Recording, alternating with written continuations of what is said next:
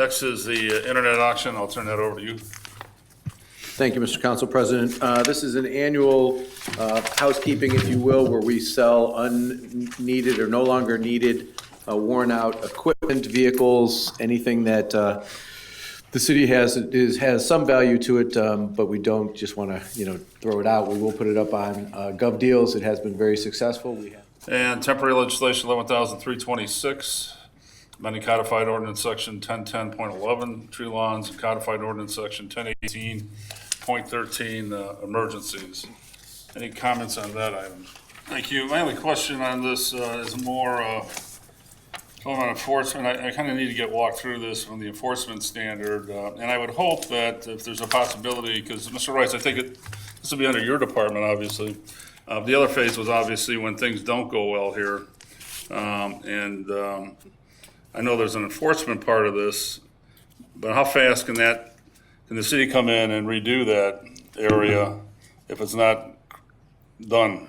We'd have to give them a certain amount of time, just like through property maintenance code, to remedy the situation themselves. If my people were to go in there to do repairs, it would only be grass that was put back. We wouldn't be putting back any of those.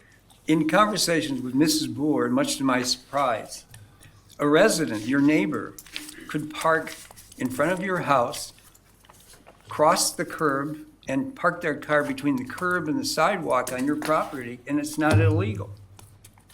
And I'm just shocked at that. Our code doesn't disallow that.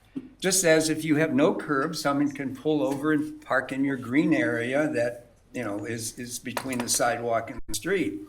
So, and Mrs. Fenderbosch is right, there's a lot of stuff in place, but we don't have gardens, et cetera. So technically, a person could do that. I would be very upset, particularly if a neighbor did that. If I did, it'd be one thing, but on a special occasion. But this seems to compound the situation where this could cause tremendous amount of discord on the street. So before we pass this, I hope that we get all this understood by everyone before they take a vote. And I would like to see the code change where someone cannot pull over the curb and park in the green area between the curb and the sidewalk, which we normally call the right-of-way. I think the simplest thing to do is just, there needs to be a change to the ordinance or the code or whatever, that if you are approved for one of these gardens in the tree lawn, that particular one has parking restrictions on it. I don't think it's necessary to address citywide parking on tree lawns, but just dealing with this particular permit that is issued. I have a lot of questions about this because I want to know what kind of flowers are allowed. If they're wildflowers, how high can they go? I have a list of things. I have 38 flowers that are invasive species that probably shouldn't be planted in this. What's the height restriction on these flowers? Because some wildflowers grow to be 8 to 10 feet high. I live on a corner lot. If you plant wildflowers in all of my tree lawn, I am going to be blocking the sight lines for drivers that are trying to turn a corner. So what about children that are going to trample through my flower garden if I choose to put one up? Are they going to ride their bicycles through my flower garden, or can I put a fence around it or something to restrict their access to it? What about stepping stones? Are those allowed? Because I've read through some of these things and it says no pathway, but what about stepping stones? My tree line is probably 12 feet wide, so I'm going to need to get into the garden to do something about it. Let's see. How are you going to police it so that it doesn't get overgrown? What about at the end of the year when all of the flowers are supposed to stay because the bees and the butterflies put their, lay their eggs or what have you in that area?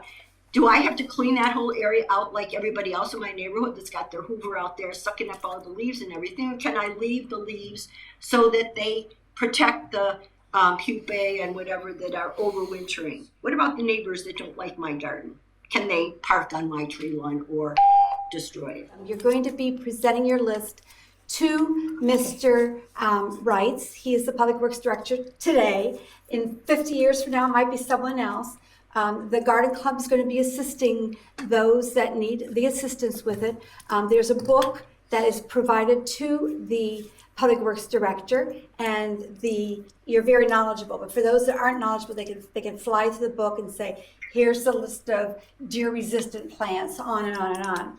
The one thing we have not listed in here, because it's not part of this legislation, has to do with herbicides. We also have not stated anything about fencing, nor ornaments, nor pathways into the area. If you look at some of the templates that we are presenting, the way the flowers are being drifted into the tree lawn, there will be areas for you to be able to walk in to maintain them. Thank you. I received this letter on Friday from Sue Olajar Hewitt. Dear Mayor, it's my intent by copy of this letter to resign from the Civil Service Commission of Avon Lake effective immediately.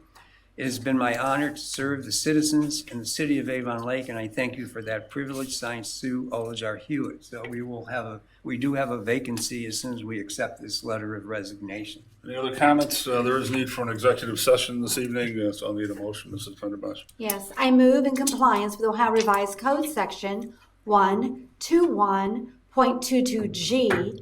Council will adjourn to executive session to discuss pending litigation, employment, and compensation of a public employee or official. Discussion. I have no further information. Last minute with the roll, please.